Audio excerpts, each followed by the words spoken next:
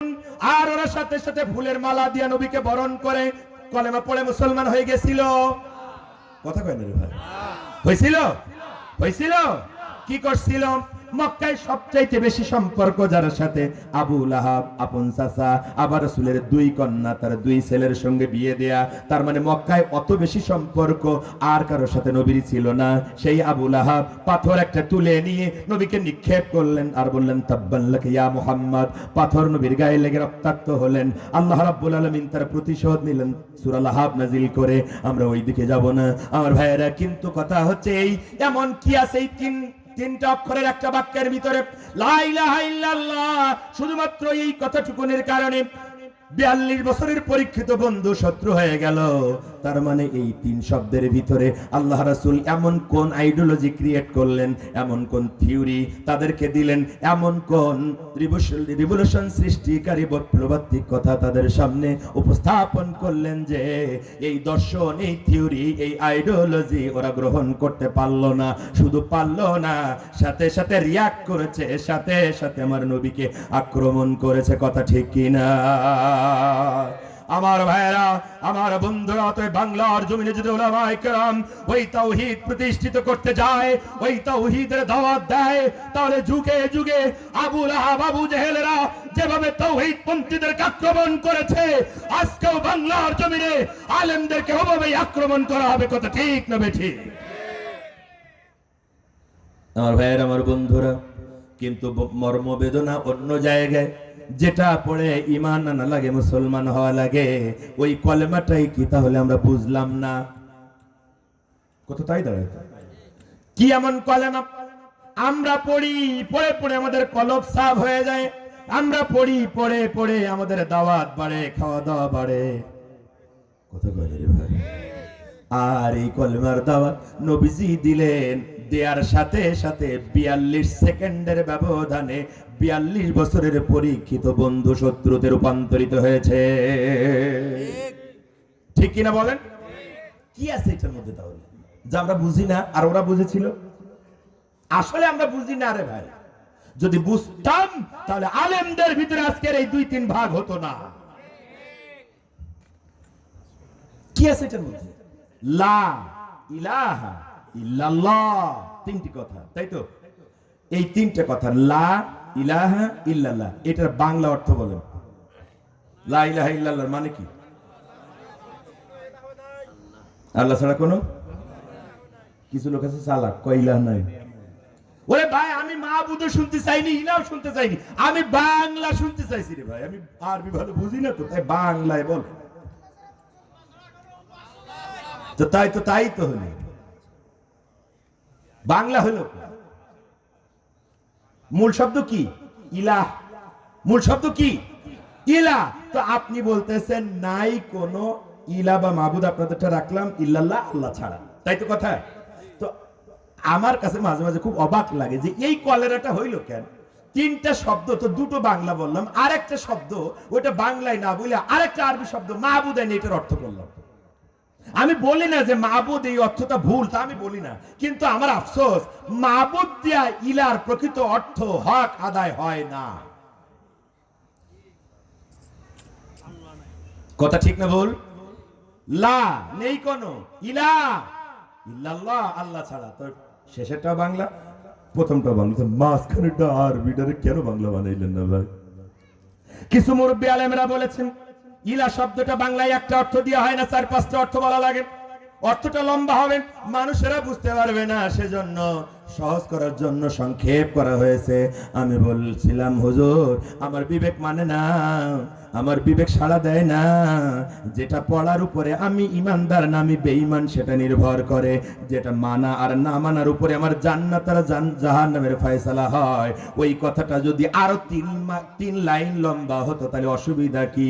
কারণ এইটাই তো আমার গোড়ার কথা, আমি ইমানদার না বেঈমান, আমি জান্নাতি না জাহান্নামী, তার প্রথম সূত্র তো এইটার মধ্য দিয়েই শুরু। ঠিক কি না? ইলা মানে হচ্ছে জীবনদাতা, ইলা মানে হচ্ছে বিধানদাতা, ইলা মানে আইনদাতা, ইলা মানে হুকুমকর্তা, ইলা মানে শাসনকর্তা। আল্লাহু আকবার। তার মানে আপনাকে বলতে হবে নেই কোনো আইনদাতা, বিধানদাতা, শাসনকর্তা, হুকুমদাতা, রিজিক দাতা আল্লাহ ছাড়া। ঠিক কিনা বলেন? তার মানে কি বলেন আপনি কলমের মাধ্যমে? আমি কারো আইন মানি না, কারো শাসন মানি না, কারো বিচার মানি না, কারো হুকুম মানি না, কারো নেতৃত্ব কর্তৃত্ব মানি না, জীবনদাতা হিসেবে কাউকে মানি না, রিজিক দাতা হিসেবে আমি কাউকে মানি না আল্লাহ ছাড়া। কথা বলেন না কেন রে ভাই?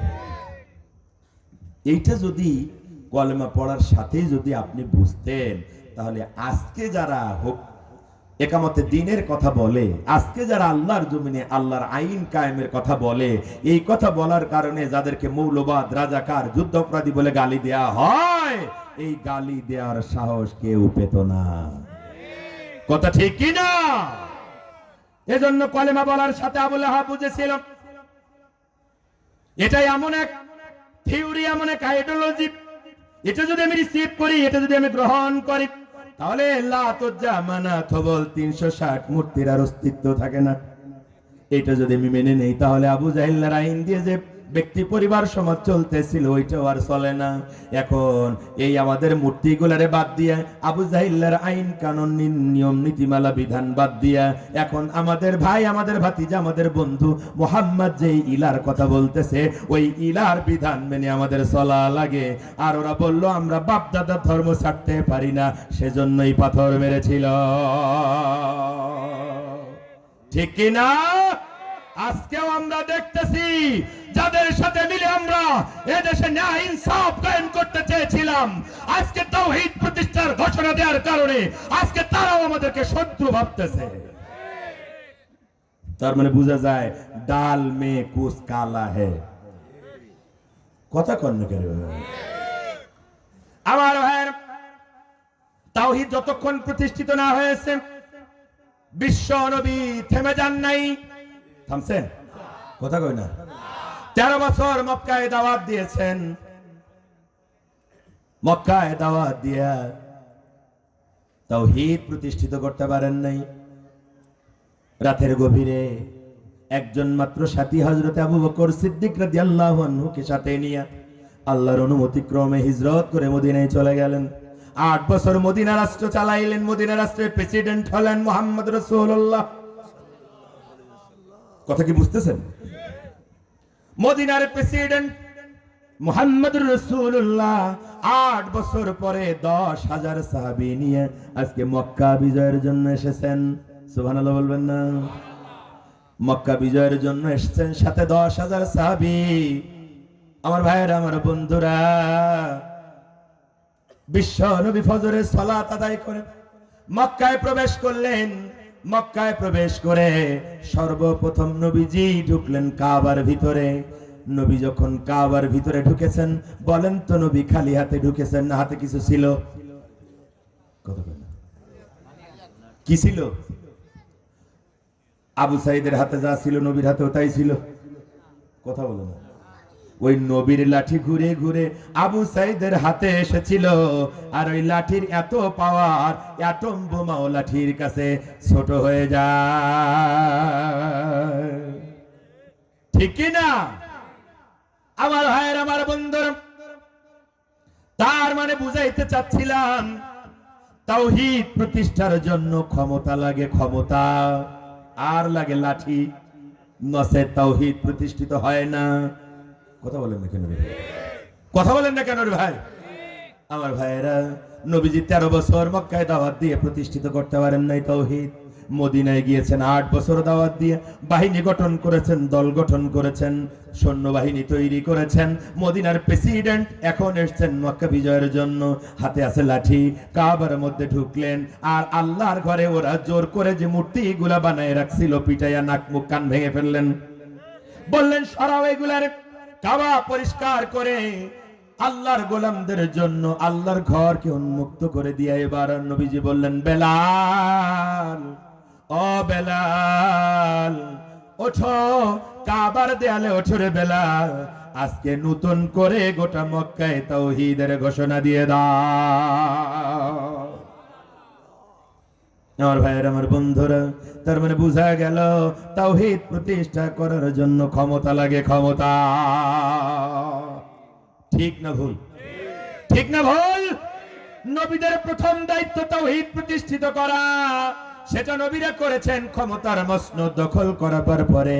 সেজন্য আজকের আলেমদেরও এক নম্বরের দায়িত্ব, যেই সমাজে শিরকের ছড়াছড়ি, ওই সমাজকে শিরিক মুক্ত করে তাওহীদ প্রতিষ্ঠার জন্য যদি লাঠি হাতে নেওয়া লাগে, আড়াই হাতে বাঁশ হাতে নিয়ে হলেও তাওহীদ প্রতিষ্ঠা করে ছাড়া লাগবে।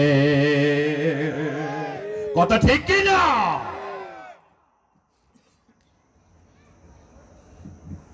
ভাই ক্ষমতা ছাড়া তাওহীদ প্রতিষ্ঠিত হয় না, এটা বুঝেছেন? নেয়ানো মাথার মধ্যে ঢোকেনি। কই এই কথা আমরা 1400 বছর আগের কথা কতবার শুনলাম। এটা হুজুরে বলে, আমাদের শুনতে হয়, তাই শুনি। কি ভাবটা এরকম না? না, মাত্র কয়েক মাস আগের দিকে তাকান। ঢাকা বিশ্ববিদ্যালয়, ঢাকা, যেখানে তাওহীদের কথা একবার বলেছিল শহীদ আব্দুল মালেক, ইসলামী শিক্ষার বিরুদ্ধে একটা সেমিনার আয়োজন করা হয়েছিল। সেখানে তারা তুলে ধরেছিল ইসলামী শিক্ষার প্রয়োজন বাংলাদেশে নাই। আর শহীদ আব্দুল মালেক ইসলামকে রিপ্রেজেন্ট করতে যায় ইসলামের পক্ষে মাত্র 13 মিনিটের বক্তব্য দিয়েছিল। ওই 13 মিনিটের বক্তব্যে ওদের কথাকে ধূলিসাৎ করে দিয়া ইসলামী শিক্ষার আওয়াজকে উচ্চকিত করেছিল ঢাকা টিএসসিতে, ওই ইউনিভার্সিটির ক্যাম্পাসে। আর এই অপরাধে সেদিন শহীদ আব্দুল মালেককে সেই টিএসসি থেকে হল পর্যন্ত যেতে দেওয়া হয় নাই। তার আগেই মাঝখানে ঢাকা বিশ্ববিদ্যালয়ের সবুজ ক্যাম্পাসে সেদিনের সেই তোফায়েল, হাসানুল হক ইনুরা, রাশেদ খান মেননেরা তারা হকি স্টিক দিয়ে, লাঠি দিয়ে আর ড্রিল মেশিন দিয়ে পিটায়া আঘাত করে আহত করে শহীদ আব্দুল মালেককে সেদিন শহীদ করে দিয়েছিল। তারপরে তাওহীদবাদীরা আর মাথা তুলে দাঁড়াতে পারে নাই, কিন্তু তাওহীদের দাওয়াত বন্ধ হয় নাই। আজ যখন সুযোগ এসেছে, জাতির শ্রেষ্ঠ মেধাবী সন্তানেরা ঢাকা বিশ্ববিদ্যালয়ে যখন তাওহীদবাদীদের পক্ষে ভোট দিয়েছে, তখন ওই সাদেক কায়েমার ফরহাদেরা ওরা মাত্র 2 মাসের ব্যবধানে ঢাকা বিশ্ববিদ্যালয়ের পুঞ্জীবিত সকল অন্ধকার ঝাঁটা মেরে তাড়িয়েছে। কথা ঠিক কি না? অতএব রূপসা খুলনার তাওহীদ জনতা, আলোচনার এই পর্যায়ে জানতে চাই, আমাদের সন্তানেরা, আমাদের ছোট ভাইয়েরা, জাতির শ্রেষ্ঠ মেধাবীরা, তারা যদি ঢাকা বিশ্ববিদ্যালয়কে শিরিক মুক্ত করে চাঁদাবাজ, রাহাজানি, খুন, ছিনতাই, মাদক মুক্ত করতে যদি পারে, তাহলে আগামীর বাংলাদেশ গঠনের জন্য, আগামীর বাংলাদেশ মাদক মুক্ত, চুরি ডাকাতি সন্ত্রাস মুক্ত করার জন্য যদি আমাদেরকে দায়িত্ব নেওয়ার প্রয়োজন হয়, কারা কারা হাতে বাঁশ নিয়ে গোটা বাংলায় তাওহীদ প্রতিষ্ঠার জন্য কারা রাজি আছে? হাত তুলে রাখা। রাজি ভাই আন্দাজে হাত তুলেছেন না? সাহস আছে বুকে? আমার ভাইরা, আমার বন্ধুরা, চলেন 2 নম্বরে। কয়টা বলবো? সর্বনাশ করেছে, একটা বলতেই তো 45 মিনিট শেষ। আমার ভাইরা, আমার বন্ধুরা, না আমি আপনাদের কষ্ট ফেলাবো না, যেহেতু আরো একজন আলেম আছেন। আমার ভাইরা, আমার বন্ধুরা, এবার চলেন 2 নম্বরের এজেন্ডা হচ্ছে কোরআন দিয়ে তথা ওহীর জ্ঞান দিয়ে মানুষদেরকে আল্লাহর দিকে ডাকতে হবে। এটা নবীদের 2 নম্বরের দায়িত্ব। আল্লাহ রাব্বুল আলামিন নবীদেরকে বললেন, নবীরা তোমরা আমার দেয়া ওহী দিয়া, আমার দেয়া তথ্য দিয়া, উপাত্ত দিয়া, দর্শন দিয়া, আইডিওলজি দিয়া মানুষদেরকে আমার দিকে দাওয়াত দাও। ঠিক কি না? আল্লাহ রাব্বুল আলামিন ওই জন্য ওই যে আগে আয়াতটা বলেছিলাম, ওয়ালাকাদ বাসনা ফি কুল্লি উম্মাতির রাসূলা আন ইবুদুল্লাহ ওয়াজতানিবুত তাগুত। সকল নবী রাসূলের একই দাওয়াত দিয়েছে, আল্লাহর শিখানোই কথা দিয়া ওরা বলেছে, তোমরা আল্লাহর দিকে আসো, তোমাদের ইলাহ একজন, আর তার গোলামি করো। একই কথা আল্লাহ রাব্বুল আলামিন আমাদের জন্য বললেন কোরআনুল কারীমে। আমার আল্লাহ বললেন, উদউ ইলা সাবিলি রাব্বিকা বিল হিকমা ওয়াল মাউইদাতিল হাসানাতি ওয়াজাদিলুহুম বিল্লাতী হিয়া আহসান। আরো জোরে বলেন, আরো জোরে বলেন। 16 নম্বর সূরা সূরা নাহলের 125 নম্বর আয়াতে আমার আল্লাহ বলেন, উদউ, আল্লাহর দিকে ডাকো। সুবহানাল্লাহ বলবেন না? উদউ সাবিলি রাব্বিক, তোমার রবের পথের দিকে মানুষদেরকে ডাকো। বিল হিকমাহ, জ্ঞান বিজ্ঞান দিয়ে, ওয়াল মাউইজাতিল হাসানা, আর প্রজ্ঞা দিয়া মানুষদেরকে জ্ঞান বিজ্ঞান আর প্রজ্ঞা দিয়া আল্লাহর দিকে আহ্বান করো, আল্লাহর দিকে। সকল নবীরা তার কওমকে ওই একই কথা বলেছে, ইয়া কওমি ইবুদুল্লাহ মা লাকুম মিন ইলাহিন গায়রু, ও আমার জাতির লোকেরা আল্লাহর গোলামি করো, কারণ তিনি ছাড়া তোমাদের আর কোনো ইলাহ নাই। ঠিক কি না আমার ভাইরা? রব্বুল আলামিন এটা জানেন, যারা এই দায়িত্ব পালন করবে, যারা এই দাওয়াত দেবে, কোরআন দিয়া মানুষদেরকে আল্লাহর দিকে যারা ডাকবে, ওদের উপরে আক্রমণ করা হবে। কারণ যারাই আল্লাহর দিকে মানুষদেরকে ডেকেছে, কোন নবী, কোন নবীর অনুসারীরা আক্রমণ থেকে বাঁচতে পারে নাই। কিন্তু এই দাওয়াতের ময়দান যাতে শূন্য হয়ে না যায়, দাওয়াতের কাজটাকে যাতে মানুষ সবচাইতে বেশি গুরুত্ব দিয়ে করে, সেজন্য আল্লাহ রাব্বুল আলামিন যারা মানুষদেরকে আল্লাহর দিকে দাওয়াত দেবে, ওদের কিছু কোয়ালিটি বললেন, ওদের সম্মানের কথা বললেন, ওদের ব্যাপারে দুনিয়াবাসীকে সজাগ করে দিলেন। আমার রাব্বুল আলামিন বললেন, ওয়ামান আহসানু কওলান মিম্মান দাআ ইলাল্লাহ وعمل صالحا وقال إنني من المسلمين।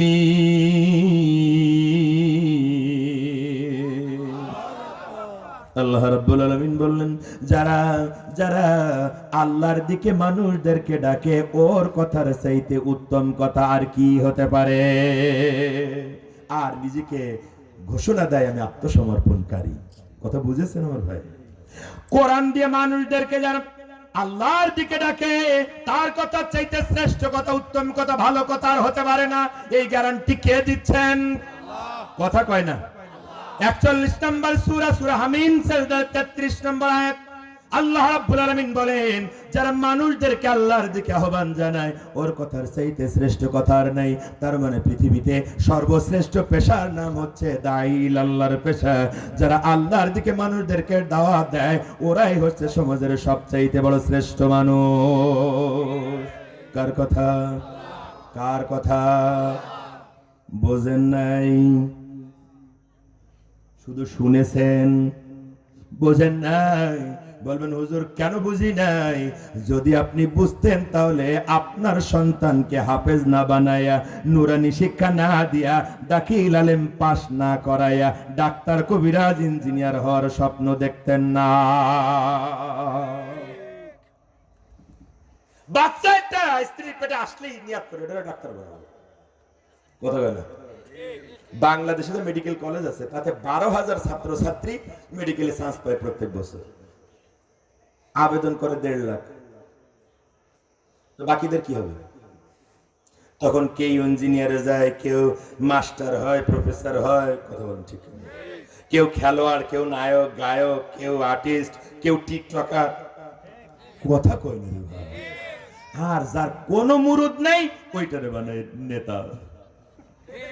কথা কয় না রে ভাই। বাংলাদেশ এমন একখান দেশ, ওই জায়গায় নেতা হওয়ার জন্য কোনো কোয়ালিটি লাগে না। মোড়ের মাথায় ছুরি চাকু নিয়ে কয়েকদিন ঘোরাইতে ঘোরাইতে এখন টেম্পো স্ট্যান্ড, বাস স্ট্যান্ডে যাইয়া 2-1টা গুলি করে করলেই ও নেতা হয়, মেয়র হবে না এমপি হবে।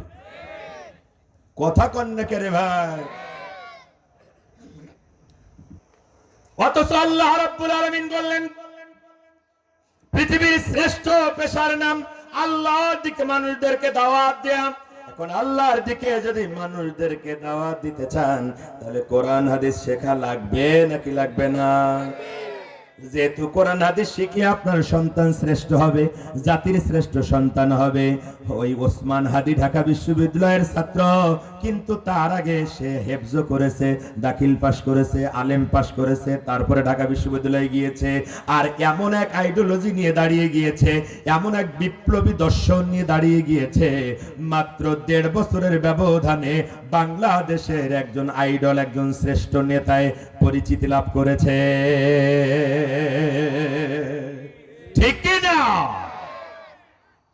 তাহলে তোমার কলেরা হয়েছে কেন? নুরানি শেখা দেখলেই হেফজুখানা দেখলেই, মাদ্রাসা দেখলেই তোমার চুলকানি জাগে কেন? একটু কড়া করে বলে ফেললাম ভাই, কিছু করার নেই। কারণ মরিচিকা পুরি পুরি এমন হয়েছে, ও এখন সাধারণ ডলা দিলে হয় না, ও তো এসিড মেরে তারপরে ডলা লাগে। আমার ভাইয়ের, আমার বন্ধুরা, তাই আহ্বান জানালাম, যারা কোরআনের দিকে ডাকেন ওরাই শ্রেষ্ঠ পৃথিবীতে। তার প্রমাণ হচ্ছে ডক্টর জাকির নায়েক। চেনেন? চেনেন? বোম্বের একজন ডাক্তার, হার্টের ডাক্তার ছিল, হার্টের সার্জারি ডাক্তার ছিল, অপারেশন করতেন, কয়েক বছর করেছেন ডাক্তার হওয়ার পরে সফলতার সাথে। কিন্তু তারপরে হঠাৎ করে আহমেদ দিদাদের বক্তব্য কানে এলো। আহমেদ দিদাত এর ব্যাখ্যা করে বুঝাইলেন, পৃথিবীর শ্রেষ্ঠ পেশার নাম হচ্ছে আল্লাহর দিকে মানুষদেরকে দাওয়াত দেয়া। এই কথাটা জাকির নায়েকের মেমোরিতে হিট করেছে। এটাই যদি আল্লাহর বলা শ্রেষ্ঠ পেশা হয়, তাহলে আমি যে ডাক্তারি পেশায় আছি এটা তো শ্রেষ্ঠ পেশা নয়, এটা বাদ দেয়া দরকার। ওটা বাদ দিয়েছে, কোরআন হাদিস এমন শেখা শিখছে আর এমন কৌশলী উপস্থাপনা করেছে, আজকে শুধু মুসলমান না, পৃথিবীর স্বাধীনতা প্রাপ্ত 204টা দেশ আর স্বাধীনতার অপেক্ষায় থাকা আরো 42টা দেশ, গোটা পৃথিবীর সকল দেশের মানুষেরা ডক্টর জাকির নায়েককে চেনে। ও বেটা যদি ডাক্তারই হতো তো কয়জনে চিনতো তারে? কথা কয় না, কথা কয় না। আল্লামা সাইদি বরিশালের মানুষ, বরিশালের মানুষ পীর ভক্ত মানুষ, গ্রামে গ্রামে পীর খুঁজে পাওয়া যায়। কথা কয় না। উনি যদি পীর হইতেন আর যদি বায়াত করাইতেন, ওনারে কয়জনে চিনতো? কিন্তু এই কোরআনের দাওয়াত মানুষের কাছে পৌঁছানোর কারণে পৃথিবীর 60টিরও বেশি দেশে কোরআনের দাওয়াত পৌঁছে দিয়েছেন কোরআনের পাখি। সেজন্য তার হাতে হাত রেখে হাজার হাজারো মুসলমানেরা কলেমা পড়ে মুসলমান হয়ে গিয়েছে। সবচাইতে বাস্তব প্রমাণ এই যে আপনাদের সামনে বসা এ লাইনের দিকটা গান। কথা বোঝেন নাই মনে হয় এখন? বাড়ি শ্যামনগর গাবুরামিনিয়ান, আমার বাপও একজন আলেম, ভালো আয় রোজগার করে। আপনাদের যে ইয়াসিন সহ আরো যারা আছে আমাদের আপনজনরা জানে। আমারে যদি ডাক্তার বানাইতে চাইতেন অসুবিধা হইতো না, আবার মেমোরি আমার এত খারাপ না যে আমি হইতে পারতাম না। কথা বলেন দেখি, মেমোরি একেবারে খারাপ হলে আপনারা কি আমার দাওয়াত করতেন এখানে? তো আমি তো পারতাম। তো ডাক্তার যদি হইতাম আর বিপদে পড়ে যদি খুলনা মেডিকেলে ট্রান্সফার নিয়ে আসতাম, তো কয়জনে আমারে চিনতেন? আমারে ওই খুলনা মেডিকেল থেকে দাওয়াত করে এনে এই চেয়ারে বসাইতেন?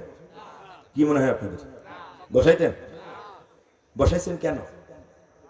আল্লাহর দিকে মানুষদেরকে কোরআন দিয়ে ডাকি তাই। এরপরও যদি আপনি না বোঝেন, এরপর আপনার ছেলে মেয়ের ব্যাপারে সিদ্ধান্ত নিতে যদি আপনার কষ্ট হয়, তাহলে বুঝতে হবে ঈমান নামক জিনিসটা আপনার ভিতরে মৃত অবস্থায় আছে। এই পয়েন্টটা যাও, অনুশীলন সামনে যাই, কারণ সময় খুব বেশি আছে বলে মনে হয় না। কথা ঠিক কি না?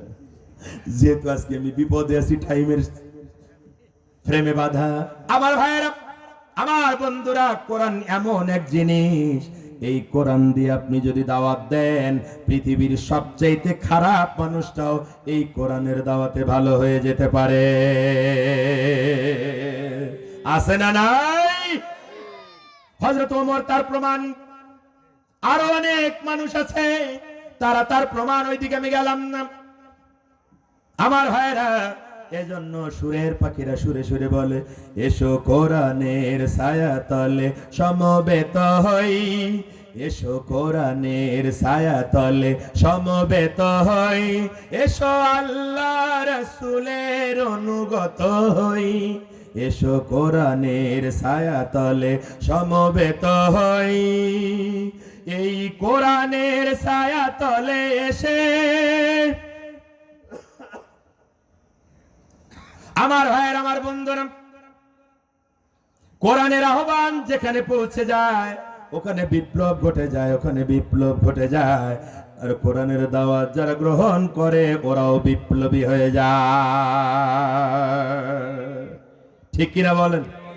এই পয়েন্টে আমি আর কথা বলবো না, যদিও বলার ছিল আমি বলবো না। আর চলেন 3 নম্বরে যাই। বলেন তো 3 নাম্বার পয়েন্ট কি বলেছিলাম? এই 5 পয়েন্টের ভিতরে এই পয়েন্টটা হচ্ছে সবচাইতে গুরুত্বপূর্ণ। খেয়াল করবেন, সবচাইতে গুরুত্বপূর্ণ কি বলেন তো সেটা?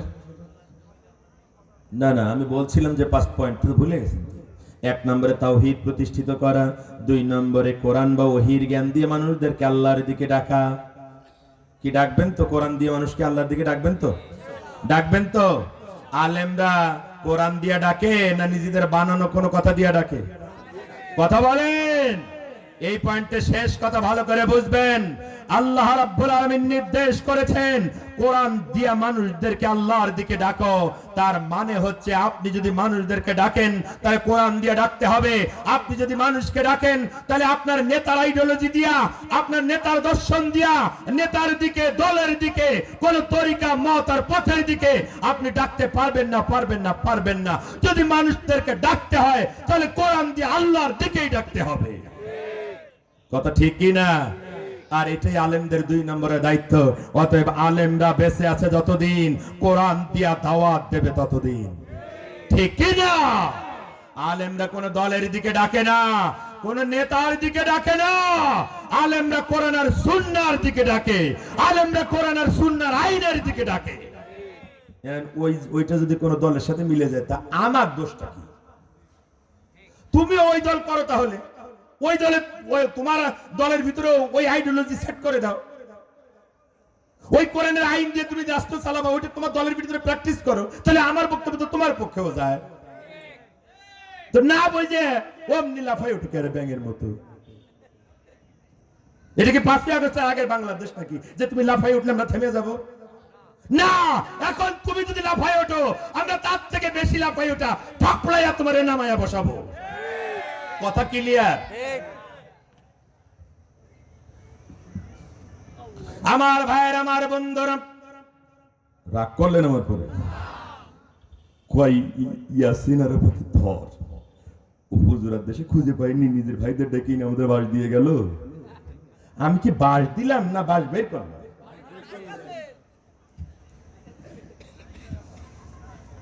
এখন এই যে 2 পয়েন্টের কথা শুনে আপনাদের কিছু মানুষের মন খারাপ। হুজুরদের দাওয়াত করলেই শুধু রাজনীতির কথা বলে, কেন এই ছাড়া আর কি কোনো কথা নেই? কথা কয় না রে ভাই, এই দল আছে না? না, হুজুররা রাজনীতি করবে কে? বলে না, বলে না। আবার এখন তো নতুন কথা শুরু হয়েছে, কয় হুজুর এখন জান্নাতের টিকিট বিক্রি করছে।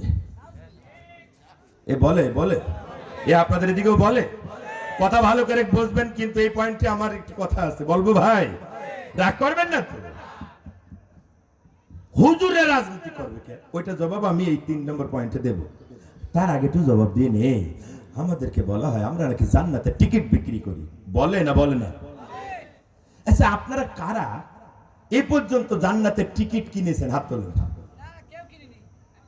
কে রে ভাই? ওরা বলছে জান্নাতের টিকিট আমরা বিক্রি করি, তো আমরা এত বিক্রি করলাম তো আপনারা এখনো পান নাই? আরে ও পাগল না, ও শিয়ানা পাগল। কথা ঠিক কি না? যদি কেউ জান্নাতের টিকিট পেয়ে থাকেন, ভাই আমার জান্নাতের টিকিট খুব দরকার, আমার সবকিছু আপনারা দেব, বাকি জীবনটা আপনার গোলামি করব। যদি কেউ জান্নাতের টিকিট পেয়ে থাকেন তাহলে আমার একটা দেন, আমার প্রথম দরকার। কথা ঠিক কি না? আমরা জান্নাতের টিকিট বিক্রি করি না, কথা ভালো করে ক্লিয়ার বুঝবেন। আমরা জান্নাতের টিকিট বিক্রি করি না, আমরা মানুষদেরকে জান্নাতের পথ দেখাই। আমরা বলি ভাই এইটা জান্নাতের পথ, চলো তুমি আর আমি মিলে যদি এই পথ দিয়ে চলি তাহলে এই রাস্তার লাস্ট ডেস্টিনেশন হচ্ছে জান্নাত। আর যদি তুমি আর আমি মিলে এই পথ দিয়ে চলি তাহলে তুমিও জাহান্নামে যাবা, আমিও জাহান্নামে যাব। আমরা জান্নাত আর জাহান্নামের পথ দেখাই, টিকিট বিক্রি করি না। অতএব যারা বলে আমরা টিকিট বিক্রি করি, আসলে এইগুলো হচ্ছে মুনাফিক, বেয়াদব, মিথ্যাবাদী। জাতি এত পাগল না যে তুমি আন্দাজে মঞ্চের উপরে দাঁড়াইয়া একটা পাগল ছাগলের মতো একটা বিবৃতি দিলে আর জাতি তাই গ্রহণ করবে। জাতিকে অতটা পাগল পেও না।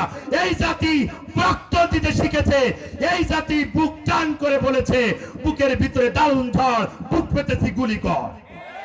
যেই জাতি বুকে গুলি গ্রহণ করবার জন্য রেডি থাকে, ওই জাতিকে বোকা বানাইয়া ধোকা দিয়া আর ক্ষমতায় যাওয়া যাবে না। আমার ভাইয়ের 3 নাম্বার পয়েন্ট, ন্যায় এবং ইনসাফ প্রতিষ্ঠিত করা। নবীদের 3 নম্বর দায়িত্ব কি? কথা বুঝতেছেন না? ন্যায় এবং ইনসাফ প্রতিষ্ঠিত করা। আমার ভাইয়েরা, আমার বন্ধুরা খেয়াল করেন, আল্লাহ রাব্বুল আলামিন ন্যায় আর ইনসাফের জন্য নবীদেরকে দাওয়াত দিলেন। নবীরা ন্যায় আর ইনসাফ সমাজে প্রতিষ্ঠিত করো, এই দাওয়াত নবীরা দিয়েছেন নাকি দেয় নাই? নবীরা সমাজে ন্যায় এবং ইনসাফ প্রতিষ্ঠিত করেছেন নাকি করেন নাই? এবং কোরআনুল কারীম দিয়ে নবীকে যেমন দায়িত্ব দিলেন, তেমনি একই রকম ভাবে আল্লাহ রাব্বুল আলামিন আমাদেরকেও বললেন, ন্যায় আর ইনসাফ প্রতিষ্ঠার জন্য তোমরা দৃঢ় প্রতিজ্ঞ হও। আমার ভাইয়ের, এই ন্যায় বিচারের কথা, এই ইনসাফের কথা প্রত্যেক সপ্তাহে আলেমরা একবার করে আপনাদের মনে করায় দেয়। কিন্তু পরিতাপের বিষয়, দুঃখের বিষয় হচ্ছে আমাদের সমাজের অনেক ওলামায়ে কেরাম, অনেক খতিব সাহেব আছেন, এই আয়াতটা পড়েন ঠিক, কিন্তু নিজেও বুঝতে পারেন না যে আমি কি শুনাইলাম মুসল্লিদেরকে। আর আমার দেশের আম জনতা অধিকাংশই বোঝে না যে হুজুর আসলে আমারে কি বলল। বুঝতে পারেন নাই? সকল ইমামেরা জুমার দিন খুতবা শেষ করে আয়াতটা দিয়া, ইন্নাল্লাহা ইয়ামুরু বিল আদলি ওয়াল ইহসান ওয়া ইতাই যিল কুরবা ওয়া ইয়ানহা আনিল ফাহশাই ওয়াল মুনকার। আল্লাহু আকবার। 16 নম্বরের সূরা, সূরা নাহলের 90 নম্বর আয়াত। কার কথা? আল্লাহ রাব্বুল আলামিন বলেন, ন্যায় নীতি, পরোপকার আর আত্মীয় স্বজনদের দান করার ব্যাপারে আল্লাহ রাব্বুল আলামিন তোমাদেরকে হুকুম করেছেন, আদেশ দিয়েছেন। সুবহানাল্লাহ। তো ন্যায় বিচার প্রতিষ্ঠার জন্য আল্লাহ আমাদেরকে হুকুম করেছেন, হুকুম দিয়েছেন। অথচ এই কথাটা প্রত্যেক সপ্তাহে একবার করে শোনার পরেও এই কথাটার উপরে আমাদের কোনো প্রতিক্রিয়া জাগ্রত হয় না। কথা ঠিক বলো না ভুল? ন্যায় বিচারের কথা আমরা যেই বলি, সেই কিছু লোক আছে বলে, ওই দেখো হুজুরা রাজনীতি করছে। আছে না নাই? আছে না নাই? আমার ভাইয়ের, ন্যায় বিচার প্রতিষ্ঠিত না হওয়া পর্যন্ত, কোন সমাজে যদি ন্যায় বিচার প্রতিষ্ঠিত না হয়, ওই সমাজের চুরি, ডাকাতি, খুন, রাহাজানি, ছিনতাই, ধর্ষণ এগুলো বন্ধ হবে না, গ্যারান্টি। যেখানে ন্যায় বিচার নেই সেখানে খুন বাড়ে, হত্যা বাড়ে, ধর্ষণ বাড়ে, চুরি বাড়ে, ডাকাতি বাড়ে, আকাম কুকাম বেড়ে যায়। আর যেইখানে ন্যায় বিচার আছে সেইখানে এইগুলা বিলীন হয়ে যায়। আমার ভাইয়েরা, কিন্তু ন্যায় বিচার প্রতিষ্ঠিত করবার জন্য আপনাকে তার আগে আরো কিছু কাজ করা লাগবে। সেটা হচ্ছে মানুষদেরকে সৎ কাজের আদেশ দিতে হবে আর অসৎ কাজের নিষেধ করা লাগবে। মানুষকে বুঝাইতে হবে এটা ভালো কাজ, এটা করো, আর বুঝাইতে হবে এটা খারাপ কাজ, এটা করা যাবে না। এমন কথা কি আল্লাহ কোরআনে বলছে না? বলে কথা বলে বলছে আল্লাহ। কিন্তু এই কাজ তো একা একা করা যাবে না, এই কাজ করার জন্য দল লাগবে। দল কি লাগবে? এই কাজ দলবদ্ধভাবে করার জন্য আল্লাহ নির্দেশ করেছেন। সৎ কাজের আদেশ আর অসৎ কাজের নিষেধ, এই দুটো কাজ একা একা করা যায় না। ওই জন্য রব্বুল আলামিন বলেছেন এটা দলবদ্ধভাবে করো। যারা বলেন হুজুররা রাজনীতি করবে কেন, হুজুর আবার দল করবে কেন, আমরা সব দলের লোক জুমার দিন নামাজ পড়তে আসি, হুজুরের বক্তব্য দেবে, একটু কান্দে কেটে মোনাজাত করবে, আমরা একটু খিচুড়ি নিয়ে অথবা বাড়ি যায় বিরিয়ানি খাবো, কান্তি কান্তি যাবো। কথা কয় না। হুজুর যদি দল করে তাহলে স্বাভাবিক কারণে ওই দলের কথা তো কোরআন হাদিস দিয়ে হুজুরের মুখ দিয়ে আসবে। কথা কয় না। তাহলে আমার নেতাগিরি হয়ে লাভ কি? বোঝেন কথা, বোঝেন? আচ্ছা, আমার একটা কথা মাথায় ঢোকে না ভাই, আপনারা একটু বুঝে বলেন দিন এই কথাটা। আমার খুব প্রশ্ন আপনাদের কাছে, যারা জ্ঞানবান। আমি বিশ্বাস করি you are a very conscious, আপনারা শহরের মানুষ, অত্যন্ত সচেতন, এটা আমি বিশ্বাস করি। সেজন্য আপনাদের কাছে আমার একটা প্রশ্ন। আমার ভাইরা, ঠেলাওয়ালা, কুলিওয়ালা, মজুর, মেতর, সবার একটা ইউনিয়ন আছে, সবার সংগঠন আছে, দল করতে পারে। রাজনৈতিক নেতারা তাদের কাছে যায়, ভোট চায়, ওরাও মাঝে মাঝে ভোটে দাঁড়ায় নাকি দাঁড়ায় না? তো সবাই রাজনীতি করতে পারবে, সবার রাজনীতি বৈধ, হুজুর রাজনীতি করবে কে? এই কথা বলে না? বলে না? কেন বলে? কেন বলে এটা কোন কারণ জানেন? ওরা যে এই কথা বলে আর আপনারা বলেন না, তা তো ঠিক। হুজুর ইমামতি করবে তো ওরা রাজনীতি করার দরকার কি? কথা ঠিক কি না? ভাইটা এই জায়গায় ইমামতি করে তো সেজন্য ওর পক্ষে একটু বলছি, যদি ইমামতিটা চলে না যায়। আসলে বিষয়টা কি তাই না? বোঝেন, সবাই রাজনীতি করতে পারবে, শুধু হুজুররা পারবে না। কেন? কারণ এই সমাজের শ্রেষ্ঠতম মানুষ হচ্ছে খতিব সাহেব, আলেম সাহেব, ঠিক কি না? কারণ মসজিদের খতিব চুরি করে না, ডাকাতি করে না, ধর্ষণ করে না, ছিনতাই করে না, রাহাজানি করে না, চার দোকানে বসে ঘন্টার পরে ঘন্টা সিনেমা দেখে না, তার স্ত্রী বেপর্দায় চলে না, তার মেয়ে বেপর্দায় চলে না, তার ছেলে ইয়াবা ট্যাবলেট খায় না, বোতল খায় না। কথা কর না কেন ভাই? যদি এইগুলা করতো আর খাইতো তাহলে ওর ইমামতি কি চলতো? কথা কয় না। ইমাম সাহেব মুরব্বী মানুষ কারে দিয়ে ইয়াসিনরে দিয়ে না, ও আমার ভাই বলবেন দেখছেন নিজেরা নিজেরা বলে গেল। ভাই আপনার নাম কি? হাফিজ মঞ্জুরুল ইসলাম, হাফিজ মাওলানা মঞ্জুরুল ইসলাম। ওনারে দিয়ে বলি যাও, ঘটে পোনার কপালে যাও।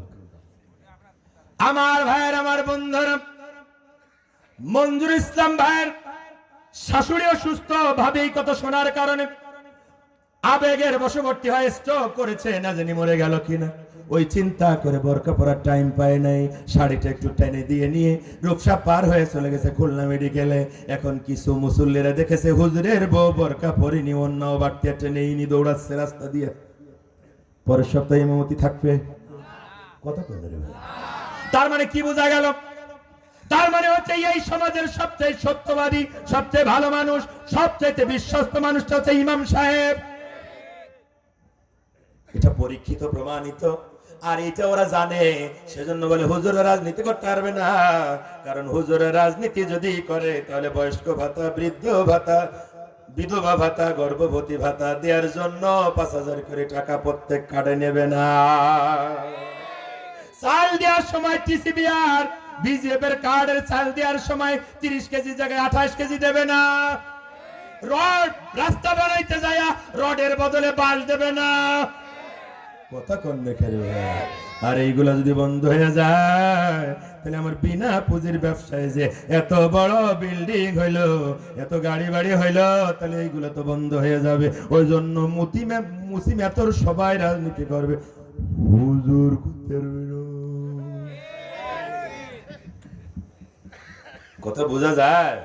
মানে সিঙ্গারের মধ্যে আলু ঢুকলো কি করি? আমার ভাইয়ের, আমার বন্ধুরা, আলেমদেরকে দল করাই লাগবে, করাই লাগবে। আপনি তো আসেন করে কেন তাই? আর আমি কি বলতেছি সম্পূর্ণ উল্টা। দল করাই লাগবে, করাই লাগবে। আল্লাহ রাব্বুল আলামিন বলেন, ওয়াল তাকুম মিনকুম উম্মাতুন ইয়াদউনা ইলাল খায়র ওয়া ইয়ামুরুনা বিল মা'রুফি ওয়া ইয়ানহাউনা আনিল মুনকার উলাইকা হুমুল মুফলিহুন। আল্লাহ রাব্বুল আলামিন কোরআনুল কারীমের 3 নম্বর সূরা সূরা আল ইমরানের 104 নম্বর আয়াতে আল্লাহ বলেন, তোমাদের ভিতরে এমন একটা দল থাকতেই হবে যারা আল্লাহর দিকে মানুষদেরকে আহ্বান জানাবে, সৎ কাজের আদেশ করবে, অসৎ কাজের নিষেধ করবে। কার কথা? কার কথা? আল্লাহ বলেন উম্মাহ মানে দল। তোমাদের ভিতরে এমন একটা দল অবশ্যই থাকতে হবে যেই দলের কর্মসূচি হবে 3টা। আল্লাহর দিকে ডাকবে, সৎ কাজের আদেশ দেবে, অসৎ কাজের নিষেধ করবে। আয়াত শেষ করেছেন রব্বুল আলামিন, এই 3 কাজ এই দল করবে, আমার রব্বুল আলামিন ওই দলের ব্যাপারে বলছেন উলাইকা হুমুল মুফলিহুন। ওরাই সফল কাম। কার কথা? কার কথা? আল্লাহ শুধু দল করতে বলে না, ওই দলের কর্মনীতি কি হবে তাও বলে দেয়। দল একটা করাই লাগবে, যারা আল্লাহর দিকে ডাকবে, সৎ কাজের আদেশ দেবে, অসৎ কাজের নিষেধ করবে। যারা করবে ওরাই সফল। আবার রব্বুল আলামিন ওই দল সম্পর্কে বলছেন, কুনতুম খায়রা উম্মাতিন উখরিজাত লিন-নাস تأمرون بالمعروف وتنهون عن المنكر وتؤمنون بالله। একই সূরা 3 নম্বর সূরা সূরা আল ইমরানের 110 নম্বর আয়াত আল্লাহ রাব্বুল আলামিন এবার বললেন কুনতুম